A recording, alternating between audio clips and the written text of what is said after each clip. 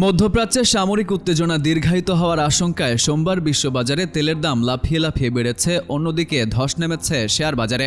রয়টার্সের খবরে বলা হয়, যুদ্ধের কারণে ব্রেন্ট ক্রুডের দাম 4.5% বেড়ে ব্যারেল প্রতি $76.7 পৌঁছায়, আর মার্কিন ক্রুড 3.9% বেড়ে $69.59 দাঁড়ায়।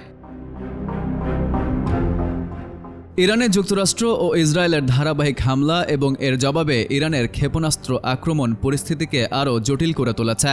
মার্কিন প্রেসিডেন্ট ডোনাল্ড ট্রাম্প ডেইলি মেইলকে দেওয়া এক সাক্ষাৎকারে ইঙ্গিত দিয়েছেন, সংঘাত আরও 4 সপ্তাহ পর্যন্ত চলতে পারে।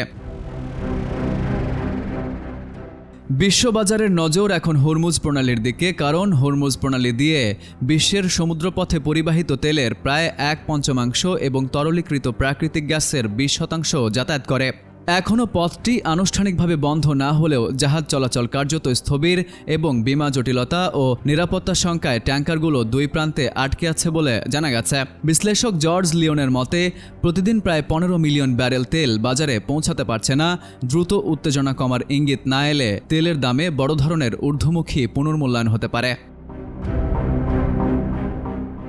তেলের মূল্য বৃদ্ধির প্রভাব পড়েছে শেয়ার বাজারে। জাপানের নিক্কে 225 সূচক 1.4% কমেছে, যেখানে এয়ারলাইন্স খাত সবচেয়ে বেশি ক্ষতিগ্রস্ত।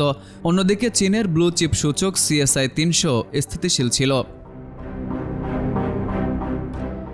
বিশ্লেষকদের মতে, তেলের দাম দীর্ঘ সময় ঊর্ধ্বমুখী থাকলে বৈশ্বিক মূল্যস্ফীতি আরও বাড়তে পারে। Farid Ahmed, IBTV USA।